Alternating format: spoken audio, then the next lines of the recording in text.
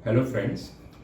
आज के हमारे सेशन का टॉपिक रहने वाला है section 194R, TDS to be deducted from benefits of perquisite. ये एक नया टीडीएस का सेक्शन है जो गवर्नमेंट ने 1 जुलाई 2022 से एप्लीकेबल किया है। तो आज के ये सेशन में हम इसको पूरा कवर करने वाले हैं कि बेसिक सेक्शन क्या है, प्लस गवर्नमेंट ने उसके लिए 2 सर्कुलर्स अभी तक इशू किए हैं। एक सर्कुलर नंबर 12 वो 16 जून को इशू किया था एंड सेकेंड सर्कुलर नंबर 18 वो जस्ट रिसेंटली 13 सितंबर 22 को इशू किया है। तो वो दोनों सर्कुलर्स के अंदर गवर्नमेंट ने बहुत से गाइडलाइंस इशू किए हैं कि ये टीडीएस के ऊपर कैसे, कौन सी सिचुएशन में टीडीएस लगेगा नहीं लगेगा, वो सब भी हम ये सेशन में कवर करेंगे। और लास्ट में जो ये सर्कुलर्स में नहीं है ऐसे भी कुछ पॉइंट्स जो हमको प्रैक्टिकली लग रहा है कि एप्लीकेबल होंगे, जैसे इसका अकाउंटिंग कैसे करना है, इसके ऊपर जीएसटी की लायबिलिटी एज ए रिसिपिएंट को कैसे करनी है, ऐसे क्वेश्चंस जो सर्कुलर्स में नहीं है उसको भी हमने कवर करने का ट्राई किया है। तो शुरू करते हैं अपने ये सेक्शन के बेसिक अंडरस्टैंडिंग से। सबसे पहले तो ये समझना है कि ये सेक्शन क्यों लाया गया है। तो बेसिकली आज तक क्या होता था कि जैसे कोई भी बड़ी कंपनी है, मान लीजिए फार्मा कंपनी है, वो उनके लिए बिजनेस प्रमोशन के लिए करोड़ों रुपए का खर्चा करते हैं और वो उसको उनके पीएनएल में एज ए एक्सपेंडिचर क्लेम कर लेते हैं कि 1 करोड़ का बिजनेस प्रमोशन का एक्सपेंडिचर हो गया, तो वो उतने उनका एक्सपेंस हो गया, उसके ऊपर वो टैक्स नहीं भर रहे। पर ये उनका एक्सपेंस दूसरे के लिए इनकम हो रही है और वो इनकम जो जिसको मिल रही है इन काइंड मिल रही है एज ए परक्विजिट और बेनिफिट, और वो कोई भी पर्सन उसको एज ए खुद की इनकम उनके इनकम टैक्स रिटर्न्स में दिखा नहीं रहा था आज तक, तो उसको कवर हो भी नहीं पा रहा था इनकम टैक्स डिपार्टमेंट के लिए। उसको कवर करने का कैसे पता चले कि ये इनकम है जिसके ऊपर दूसरे को इनकम की गई, एक का खर्चा दूसरे की इनकम बन रही है। तो यहाँ पे खर्चा तो हो रहा है पर दूसरे की इनकम बन नहीं रही थी, तो दूसरे की इनकम भी बने और उसके ऊपर दूसरा भी इनकम टैक्स भरे, वो कवर करने के लिए ये गवर्नमेंट ने सेक्शन 194R करके नया इंट्रोड्यूस किया है। मेरे हिसाब से बहुत अच्छा सेक्शन और प्रयास किया उन्होंने उसको कवर करने का, पर उसमें बहुत सी क्वेश्चंस आएगी कि उसको प्रैक्टिकली कैसे एप्लीकेबल करें, तो वो हम समझना शुरू करते हैं।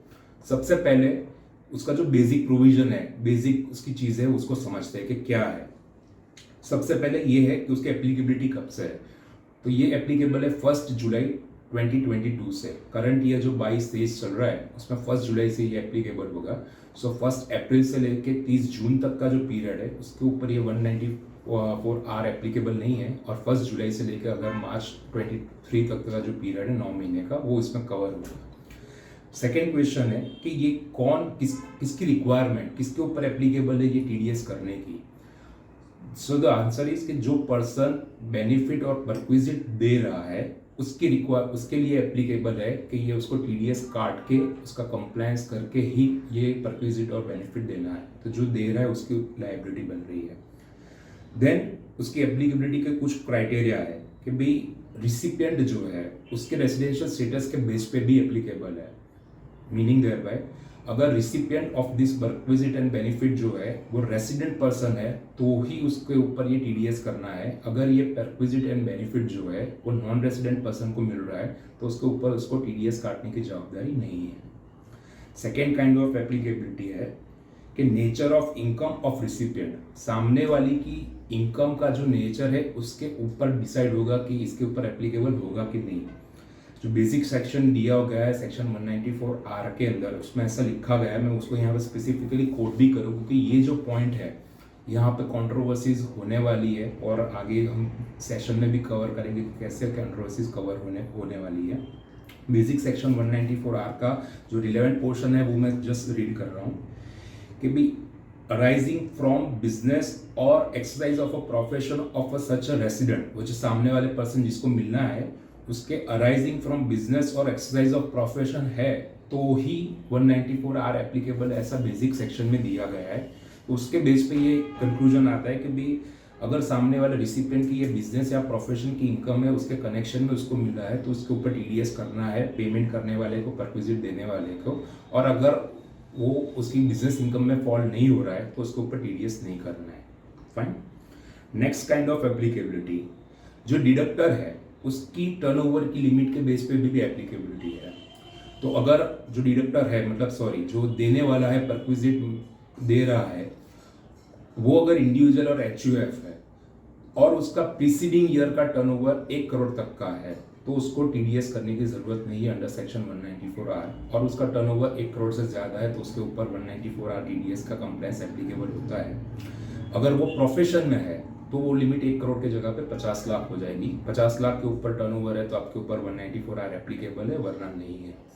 और apart from individual and HUF, अगर आप कंपनी है, private limited, public limited, partnership firm, LLP या एओपी, तो इररिस्पेक्टिव ऑफ योर टर्नओवर आपको ये टीडीएस करना ही है 194 आर का। आपकी प्रीवियस ईयर का कोई भी टर्नओवर हो उसका कोई इंपॉर्टेंस फिर नहीं रहता है, आपको ये एप्लीकेबल हो जाएगा। Then what is the basic exemption limit? तो बेसिक एग्जम्पशन लिमिट दी गई है 20,000 रुपये पर ईयर पर पर्सन। मैं किसी एक पर्सन को एक साल में 20,000 तक की परक्विजिट एंड बेनिफिट देता हूं तो तब तक मुझे टीडीएस करने की जरूरत नहीं है अंडर सेक्शन 194 आर, और वो लिमिट अगर क्रॉस होती है तो फिर मुझे उसके ऊपर टीडीएस काट के ही उसको परक्विजिट एंड बेनिफिट देना है। अब क्वेश्चन है कि रेट कितना रहेगा? तो रेट है 10% of the aggregate value of perquisite and benefit given. 10% का रेट दिया गया है। उसका टाइम कब आपको ये टीडीएस करना है? तो अगर आप कैश में दे रहे हो तो देने से पहले डिडक्ट करके क्रेडिट और payment which ever is earlier, उससे वो 10% टीडीएस करके उसको पेमेंट करना है। और इवन काइंड में दे रहे हो ये परक्विजिट एंड बेनिफिट तो भी उसमें दिया गया है कि आप पहले टीडीएस कीजिए, उसके बाद ही आपको वो काइंड वाली परक्विजिट रिलीज करनी है। ऐसा नहीं कि आपने आज दे दी, ईयर एंड में जाके आप करोगे तो फिर पूरे पीरियड का आपके ऊपर इंटरेस्ट भी लगेगा। अगर आपने जुलाई मंथ में परक्विजिट इन काइंड दे दी और आप जाके सिर्फ मार्च में जाके उसका टीडीएस करोगे तो आपके ऊपर 9 महीने का इंटरेस्ट भी लगेगा। नाउ द क्वेश्चन कम्स, अगर ये कंप्लायंस मैंने नहीं किया तो क्या हो सकता है? What can happen?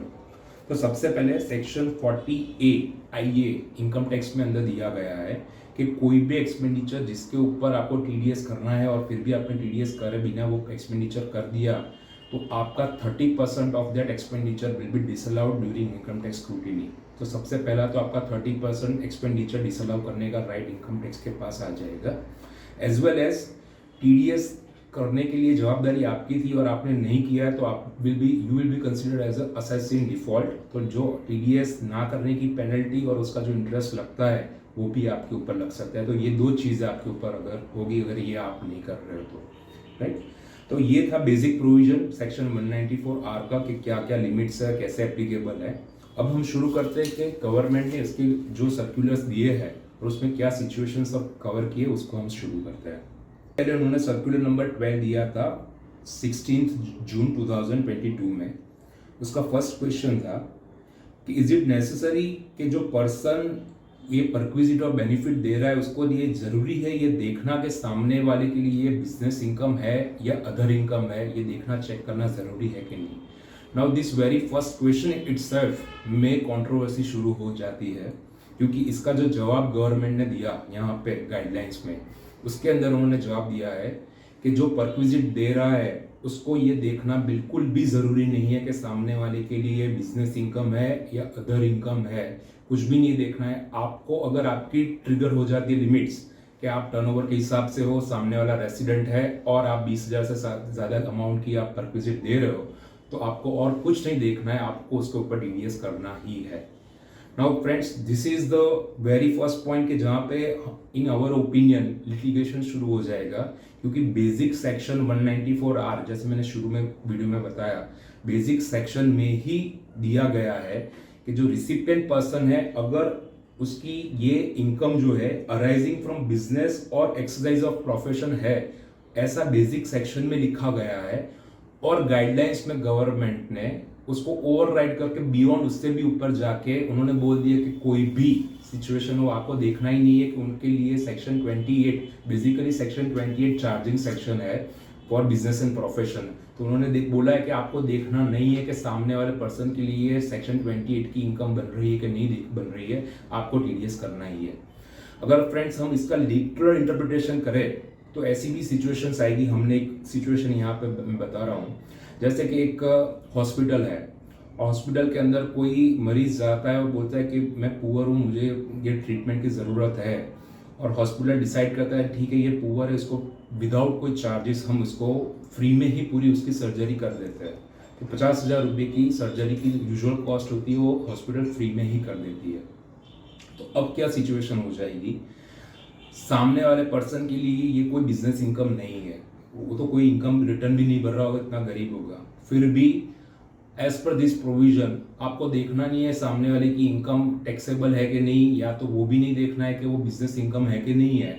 आपकी लिमिट क्रॉस हो गई 20,000 से ऊपर, सामने वाला रेसिडेंट है, आपका टर्नओवर क्रॉस हो गया, यस सब क्राइटेरिया फुलफिल, तो आपको इसके ऊपर टीडीएस करना है 10%। अब वो कैसे करोगे, 50,000 रुपये तो फ्री में ट्रीटमेंट दे दी, तो और ऊपर या तो उसको बोलोगे कि 5,000 आप मुझे सामने से देके जाइए, आपका टीडीएस भरना है। वो पॉइंट आगे आएगा कि ये टीडीएस कैसे करना है इन काइंड में, वहाँ पे हम डिटेल में डिस्कस करेंगे कि कैसे कौन कौन से ऑप्शन से आप टीडीएस डिपॉजिट कर सकते हो।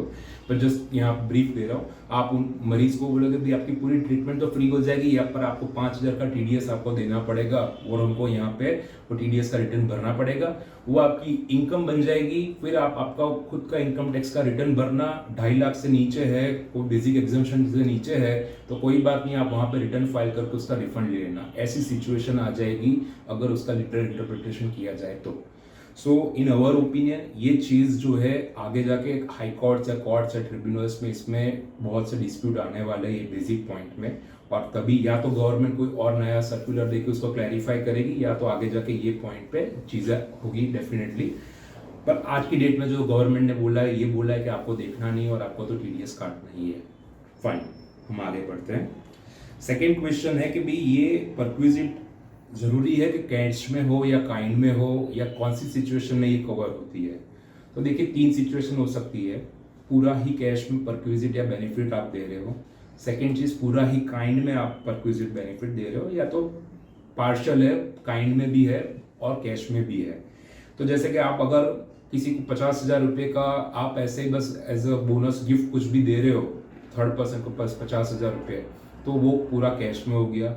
अगर आप 1 लाख रुपए का मोबाइल खरीद के आपके कस्टमर को दे रहे हो as a gift business promotion के लिए, तो वो पूरा काइंड में हो गया। और ये दोनों का मिक्सचर करके भी आप कर रहे हो तो भी ये टोटल तीनों सिचुएशन इसमें कवर्ड है ना। इसी के साथ हम यहाँ पे कवर कर लेते तो कि भाई आपको टीडीएस कैसे काटना है।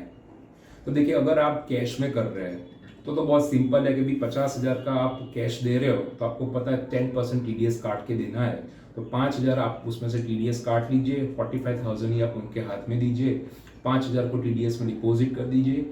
उनके 26 ईयर्स में ये इनकम दिखनी शुरू हो जाएगी 50,000, और उनको 50,000 के ऊपर इनकम दिखा के रिटर्न फाइल करना पड़ेगा, और फिर अगर नहीं है तो 5,000 का वो रिफंड भी ले लेंगे।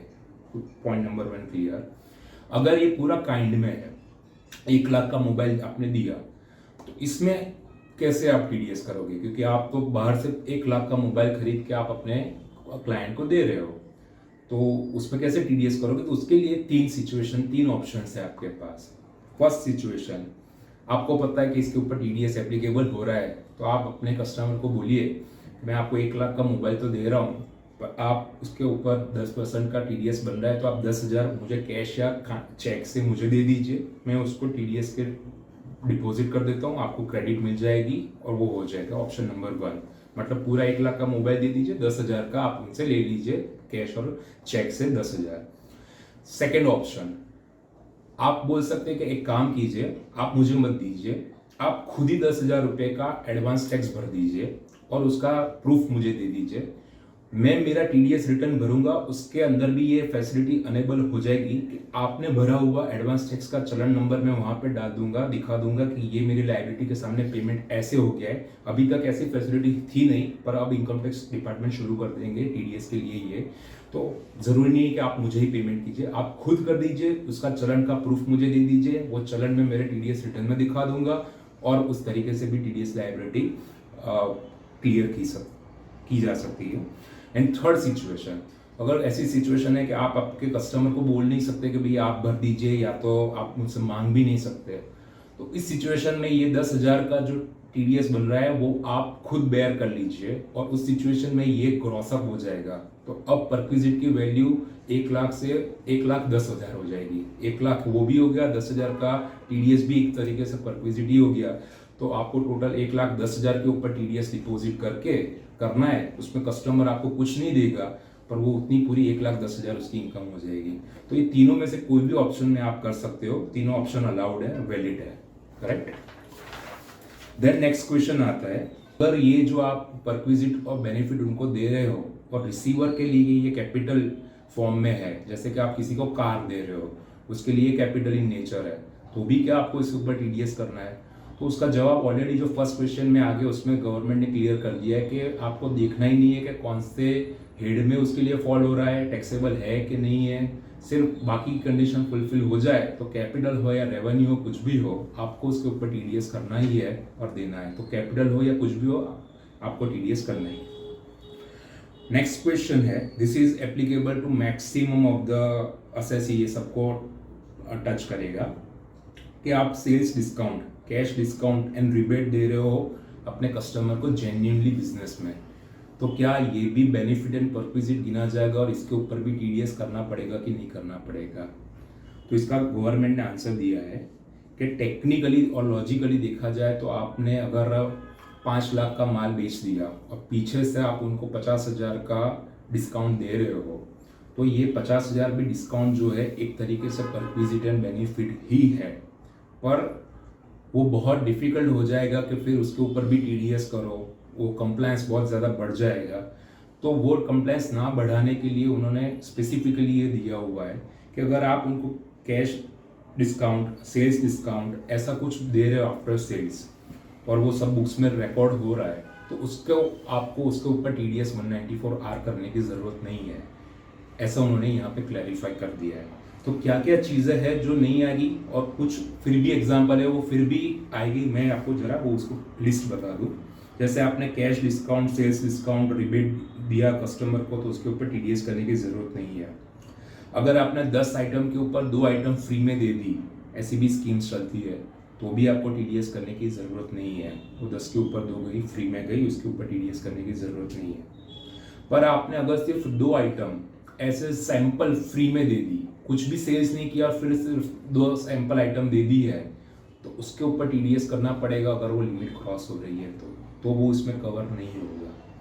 सेम वे, अगर आप किसी को इंसेंटिव के नाम पे TV, car, computer, gold coin कुछ भी दे रहे हो, ऐसा स्कीम्स चलती रहती है, लकी ड्रॉ टाइप की, कस्टमर्स को इतना लकी ड्रॉ निकलेगा और जिसको निकलेगा उसको ये दी जाएगी, तो वो कैश डिस्काउंट, सेल्स डिस्काउंट नहीं गिना जाएगा। वो सबके ऊपर आपको टीडीएस करना पड़ेगा आपके कस्टमर का जो है। तो आपके वहाँ पे अगर ज्वेलर है, आपके वहाँ पे अगर कोई कस्टमर ज्वेलरी 5 लाख की परचेस करने आया और आप उसको 50,000 का डिस्काउंट दे रहे हो बुक्स में, उसमें ये टीडीएस करने की ज़रूरत नहीं है।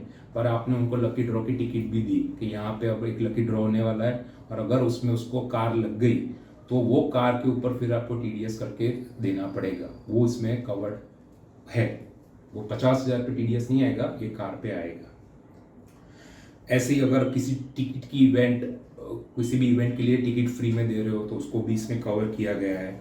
आप मेडिसिन के जो सैंपल्स फ्री में देते हो फार्मा कंपनीज, उसको भी इसमें कवर किया गया है कि इसके ऊपर टीडीएस आएगा। नाउ नेक्स्ट क्वेश्चन है कि भी टीडीएस कुछ स्पेसिफिक सिचुएशन में कौन किसका टीडीएस करेगा, उसको क्लैरिफाई किया है। ये भी इंटरेस्टिंग है बहुत। ये एग्जाम्पल उन्होंने गवर्नमेंट ने दिया कि जैसे कि मान लीजिए फार्मा कंपनी, डॉक्टर जो हॉस्पिटल में जॉब कर रहा है, बड़ी हॉस्पिटल है, उसके अंदर जो डॉक्टर है उसको ये सैंपल्स फ्री में देते हैं, साल में 1 लाख से 50, मतलब 20,000 की लिमिट अपने समझ लीजिए, 1 लाख का सैंपल्स दिया हुआ है। तो अब क्वेश्चन है कि कौन किसका टीडीएस करेगा। तो आंसर ये दिया गया है, गवर्नमेंट ने क्लैरिफाई किया है कि फार्मा कंपनी को टीडीएस करना है, डॉक्टर का नहीं करना है। फार्मा कंपनी को टीडीएस करना है वो हॉस्पिटल का जहाँ पे वो काम कर रहा है अंडर सेक्शन 194R, वो इनकम हो जाएगी हॉस्पिटल की फर्स्ट। और सेकंड, वो हॉस्पिटल वो डॉक्टर के लिए फिर से टीडीएस करेगा उसके अगर वो सैलरी पे है तो उसकी सैलरी में उसको परक्विजिट गिना जाएगा, और सेक्शन 17 के अंदर वो परक्विजिट में ऐड हो जाएगा 1 लाख रुपए से उसकी मेडिसिन, तो सैलरी के ऊपर वो परक्विजिट ऐड हो गया और वो हॉस्पिटल उसके ऊपर टीडीएस करेगा अंडर परक्विजिट। तो दोनों सिचुएशन ये हो गई। अगर वो डॉक्टर वहाँ पे एज अ कंसल्टेंट है, सैलरी पे नहीं है, तो अगेन फार्मा कंपनी को टीडीएस करना है, पहले हॉस्पिटल का ही करना है, और फिर हॉस्पिटल को वो कंसल्टेंट का 194 आर, दोनों सिचुएशन में 194 आर ही होगा। पहले फार्मा कंपनी से हॉस्पिटल का और फिर हॉस्पिटल से वो डॉक्टर कंसल्टेंट डॉक्टर का 194 आर होगा। दोनों की इनकम गिनी जाएगी और उस हिसाब से गिना जाएगा। That is what they have clarified कि ऐसे आपको टीडीएस करना है। फिर एक एग्जांपल उन्होंने दिया कि भाई अगर आपकी कोई क्लाइंट कंपनी है प्राइवेट लिमिटेड, पर आप फ्री टिकट्स आईपीएल की मैच हो रही है उसकी टिकट्स परचेज करके उसके डायरेक्टर को फ्री में देते हैं एज ए बिजनेस प्रमोशन, तो फिर किसका टीडीएस काटना है, वो डायरेक्टर ने कहा कि किसका? उसमें क्लैरिफाई किया है कि नहीं, उसमें भी अगेन आपको वो कंपनी जो आपके कस्टमर है उसका टीडीएस 194 आर में काटना है, और फिर अगेन वो कंपनी वो डायरेक्टर का एज ए सैलरी में जो आ रहा है वहाँ परक्विजिट के अंदर ऐड करके उसके ऊपर टीडीएस काटेंगे। So this is clarified very well कि भाई कौन किसका टीडीएस काटेगा। नेक्स्ट क्वेश्चन है कि इसका वैल्यूएशन कैसे करना है। तो उसका क्लियर आंसर दिया गया कि अगर ये चीज़ें आप परचेज करके सप्लाई कर रहे हो सिंपल, तो जिस प्राइस में परचेज की है वो आपकी वैल्यू हो गई। और आप अपनी खुद की मैन्युफैक्चर की हुई चीज़ें अगर आप खुद ही मान लीजिए कुछ चीज़ बना रहे कंपनी में और फ्री में दे दिया, आपने मोबाइल बना रहे हो आपने फ्री में मोबाइल दे दिया, तो फिर आपकी मैन्युफैक्चरिंग कॉस्ट नहीं, पर जिस प्राइस पे आप मार्केट में उसको बेचते हो वो प्राइस पे आपको फिर उसको टीडीएस करना है। That has been clarified. Next question है कि आजकल बहुत ऐसा होता है कि भी आप आपकी प्रोडक्ट को प्रमोट करने के लिए सोशल मीडिया इन्फ्लुएंसर को देते हैं, वो उसका रिव्यू करके फिर वापस देते हैं या उस तरीके से होता है, तो उसको भी गवर्नमेंट ने कवर कर दिया है, क्लियर किया है कि अगर वो रिव्यू करके प्रोडक्ट को वो सोशल मीडिया इन्फ्लुएंसर प्रोडक्ट को वो अगर वापस दे देता है तो फिर कोई टीडीएस की ज़रूरत नहीं। पर अगर वो रिव्यू करके वो मोबाइल प्रोडक्ट भी अपने पास रख लेता है देन उसके ऊपर आपको टीडीएस करना पड़ेगा, वो भी क्लियर है। फिर ये नेक्स्ट क्वेश्चन है, ये भी बहुत इंपॉर्टेंट है। ये है reimbursement of out of pocket expenses incurred for services provider. ये एग्जांपल के साथ मैं समझाऊंगा आपको। जैसे क्लियरिंग एंड फॉरवर्डिंग एजेंट्स होते हैं, वो आपके लिए क्लियरिंग एंड फॉरवर्डिंग के सभी एक्सपेंसेस, कस्टम्स ड्यूटी और ओशन फ्रेट सब पेमेंट आपको आपके बिहाफ पे कर देते हैं। उनका तो पोर्शन मान लीजिए 10,000 का बिल होता है, पर साथ में बाकी सब एक्सपेंस आपके लिए 4 लाख का एक्सपेंस कर लेते हैं और फिर आपसे पूरा रिम्बर्समेंट ले लेते हैं। ये बहुत ही नॉर्मल बिजनेस प्रैक्टिस है। तो इसमें फिर कैसे टीडीएस करना है, या दूसरा एग्जांपल कि भी जैसे चार्टर्ड अकाउंटेंट है या कंपनी सेक्रेटरी आपके लिए आरओसी पे रिटर्न फाइल कर रहे हैं, तो उसकी जो आरओसी की फीस होती है तो पहले वो पे कर लेते हैं आपके बिहाफ पे, और फिर खुद की फीस के साथ वो चलन देके उसका भी रिम्बर्समेंट आपसे ले लेते हैं कि भाई ये आरओसी की फीस हुई। तो उसमें कैसे करना है, तो उसमें गवर्नमेंट ने सबसे पहले तो लास्ट सर्कुलर जो आया था 12 नंबर का, उसमें भी जवाब दिया था। और इंटरेस्टिंगली ये जो 2 दिन पहले 13 सितंबर को नया सर्कुलर आया है, उसमें भी उसके लिए फिर से क्लैरिफाई किया है। और बहुत ही इंटरेस्टिंग तरीके से उसमें उन्होंने क्या कवर किया है, उन्होंने जीएसटी का कंसेप्ट प्योर एजेंट इसके अंदर कवर कर लिया है।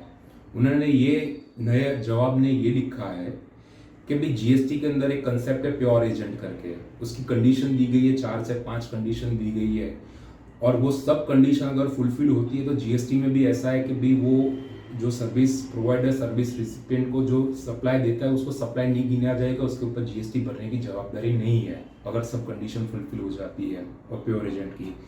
तो बस वही कंसेप्ट को क्लियर बोरो कर लिया है कि अगर वो प्योर एजेंट की सब कंडीशन फुलफिल हो जाती है तो वो सिचुएशन में ऐसा गिना जाएगा कि भाई ये सर्विस प्रोवाइडर ने एक्चुअली आपके लिए ही प्योर एजेंट काम किया है, इसका जो रीइंबर्समेंट है उसके ऊपर कोई टीडीएस 194 आर में करने की जरूरत नहीं है।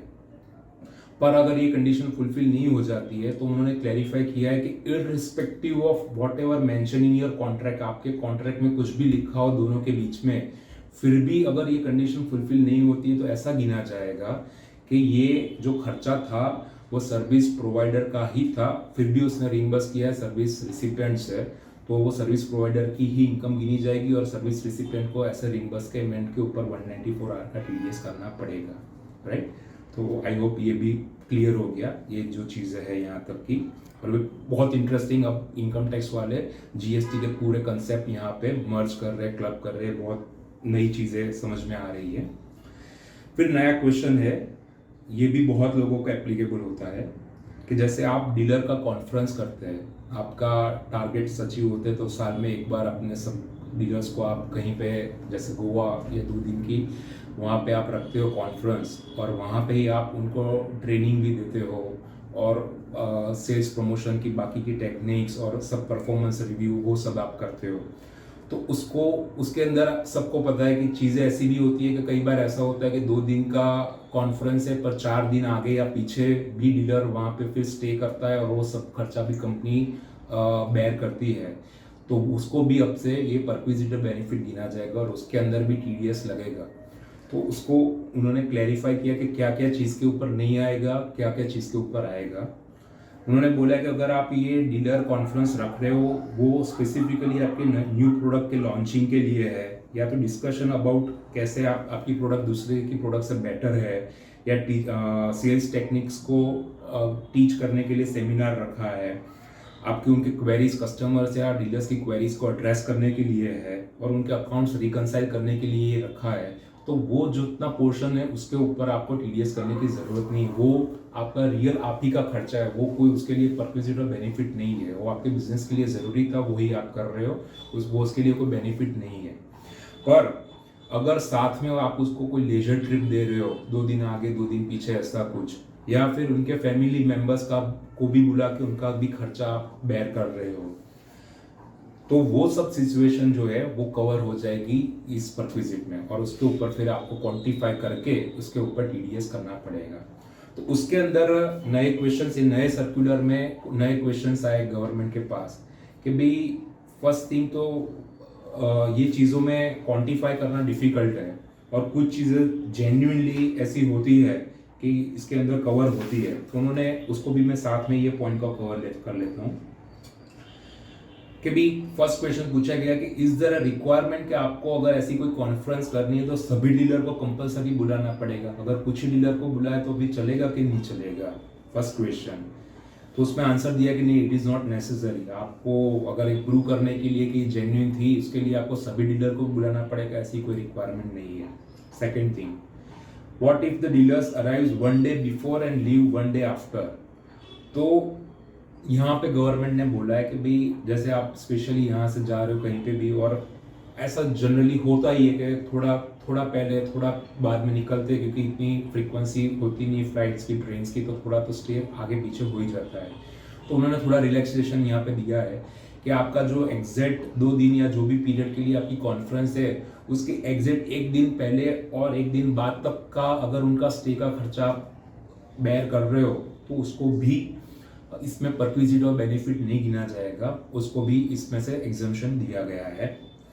एंड थर्ड क्वेश्चन है कि अगर आप वहाँ पे ये खर्चा आप 100 लोगों को बुला के कर रहे हो, अब सिचुएशन ये है कि कुछ को लेवल के हिसाब से किसी को आपने बहुत बड़ा सूट रूम दिया है, किसी को बेसिक रूम दिया है, ऐसा अलग अलग खर्चा, टोटल खर्चा 10 लाख का किया है।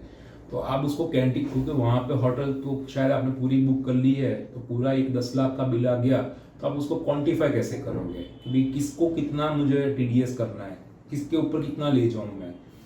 तो उसमें गवर्नमेंट ने आंसर दिया है कि आपके पास 2 ऑप्शन है, या तो आप उसमें उसको बाइफरकेट कीजिए कि भाई किसके लिए कितना खर्चा हो रहा है, उस हिसाब से स्पेसिफिकली आप टीडीएस कीजिए। अगर आप ये बाइफरकेट नहीं कर सकते तो गवर्नमेंट ने ये एक्सप्लेनेशन दिया है, तो आपके पास ऑप्शन ये है कि आप ये पूरा खर्चा एज ए एक्सपेंडिचर क्लेम ही मत कीजिए।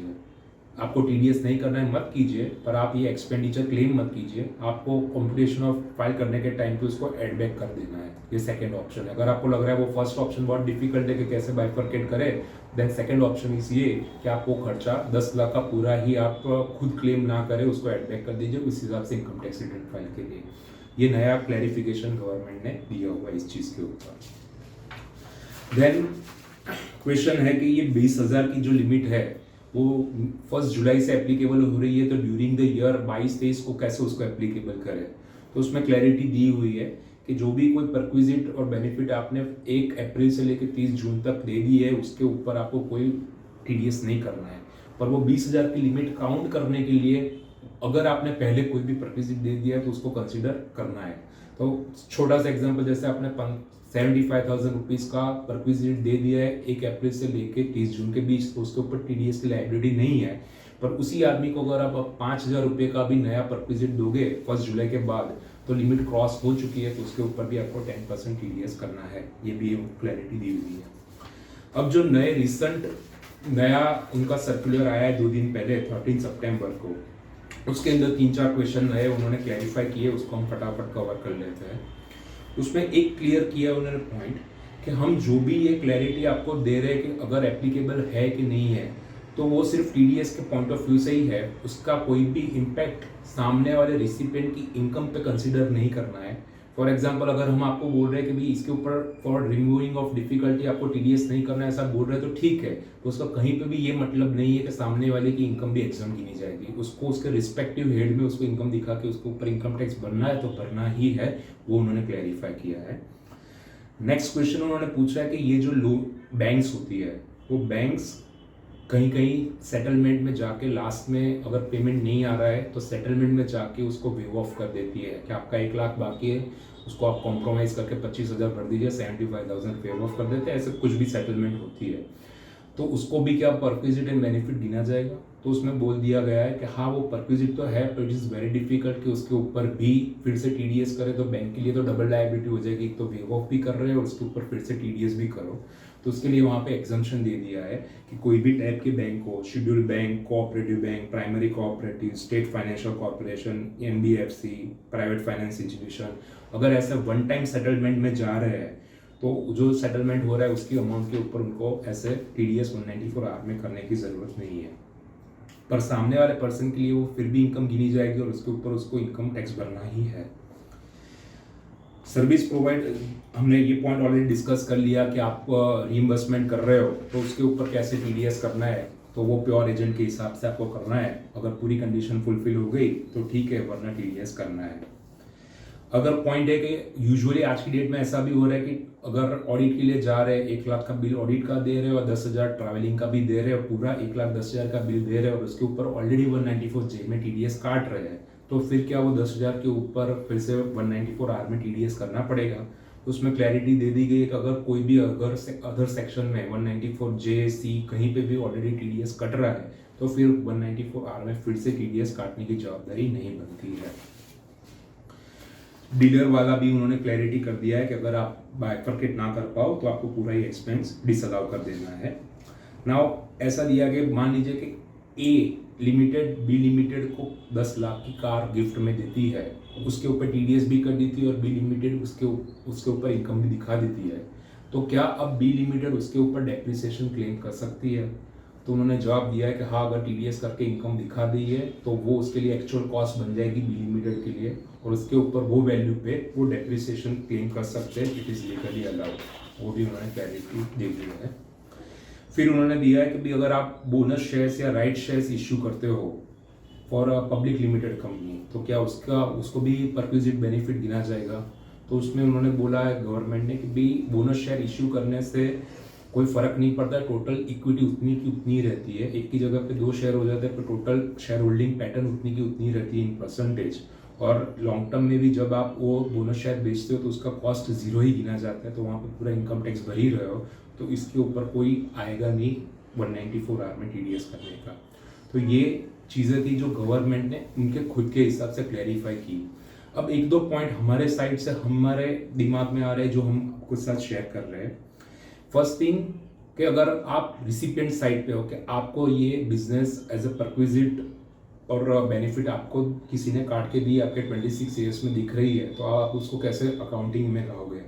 तो अगर आपके बुक्स ऑफ अकाउंट आपके 26 ईयर्स में दिख रहा है कि 1 लाख की किसी ने आपको ये की है और आपकी इनकम दिख रही है, तो आपको, अगर आप बिजनेस प्रोफेशन में कवर्ड हो तो आपको उसको बिजनेस प्रोफेशन इनकम दिखानी है, और आप बिजनेस पर्सन नहीं हो, सैलराइड या एनी अदर इनकम में हो, तो फिर आपकी वो अदर इनकम गिनी जाएगी। उस हिसाब से आपको इसको first of all head of income गिना जाएगा। नाउ सेकेंड क्वेश्चन आता है कि भाई बिजनेस पर्सन के लिए, this is very interesting question, कि बिजनेस पर्सन के लिए अगर ये 1 लाख की इनकम दिख रही है और वो उसको इनकम में बुक भी कर ले और वो ऑलरेडी GST में रजिस्टर्ड है, वो बाकी सब चीज़ों पे GST भर रहा है, तो जैसे ये इनकम को बुक करेगा तो उसके ऊपर फिर से उसको भी GST भरने की लायबिलिटी नहीं आ जाएगी, क्योंकि वहाँ से तो परक्विजिट 1 लाख का मोबाइल आ गया, उसके ऊपर मैंने तो कोई GST चार्ज ही नहीं किया है। Now this question is very interesting और मेरे ओपिनियन में गवर्नमेंट को इसका कोई नया सर्कुलर इशू करना पड़ेगा, क्लैरिफाई करना पड़ेगा, क्योंकि आज तक ये पॉइंट को शायद उन्होंने इन्वेस्टिगेट नहीं किया कि उसका क्या करेंगे। कि मुझे भी अगर फिर से उसके ऊपर बिल इश्यू करके 1 लाख के ऊपर 18% का 18,000 GST भरना है, चलो भरना है तो क्या सामने वालों को उसकी फिर से क्रेडिट मिल पाएगी? अगर वो फिर से वो उसके ऊपर क्रेडिट ले जाएगा तो उसको तो एक नहीं जगह दो मिल जाएंगे। पहले जो बिल आया था बाहर से मोबाइल परचेस किया, उसका तो एक्सपेंडिचर बुक किया ही है, उसने मुझे इनकम के बेस में दे दिया, फिर से मैंने मेरे GST भरने के लिए बिल इश्यू किया तो फिर से उसको 1 लाख का बिल मिल जाएगा। So this is going in circle, this is not proper. हमारे आज के डेट में ओपिनियन ये है कि भाई इसको इनकम तो दिखानी है जिसको रिसीट किया है, पर वो उसको कोई ऐसा बिल नहीं देगा, फिर भी उसको GST लाइबिलिटी तो डेफिनेटली उसके ऊपर लाइबिलिटी फुलफिल करनी है, पर सामने वाले को उसकी क्रेडिट नहीं लेनी चाहिए। उसको ज़्यादा स्मूथ और क्लियर करने के लिए कोई मैकेनिज्म गवर्नमेंट को लाना चाहिए। वो शॉर्ट टाइम में शायद उनके ध्यान में आएगा तो वो लाएंगे, ऐसा मुझे लग रहा है। लास्ट क्वेश्चन ये है कि ये आपके कुछ भी ऐसे है, ये पता कैसे चलेगा आगे जाके स्क्रूटिनी में? तो मेनली क्या होगा कि आपका जो P&L है उसके अंदर आपके बिजनेस प्रमोशन एक्सपेंड है, आपके एडवर्टाइजमेंट एक्सपेंस है, आपके सैंपल एक्सपेंस है, वो सब का टोटल निकाल के आपको पूछा जाएगा कि बताइए इसमें आपने एग्जैक्टली क्या किया है, किसको दिया है, और उसके ऊपर से गिना जाएगा कि भाई आपके ऊपर ये 194R एप्लीकेबल हो रहा था कि नहीं।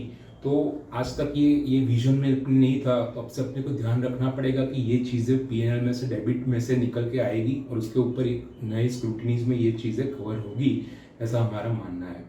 फ्रेंड्स, हमने ट्राई किया है जितना भी गवर्नमेंट ने दिया उसका, और उसके ऊपर प्रैक्टिकली हमको जो लगा वो भी इसमें कवर करने का। इसके अलावा भी आपके कोई क्वेश्चंस आ रहे हैं, ये सेक्शन क्योंकि बहुत नया है तो कुछ ना कुछ नए क्वेश्चंस क्वेरीज आएंगे ही। तो कोई भी आपकी क्वेरीज और क्वेश्चंस है तो आप कमेंट में बताइए, आपके कोई सजेशन है तो भी आप कमेंट में बताइए, हम डेफिनेटली उसके ऊपर रिवर्ट करने का ट्राई करेंगे। Thank you.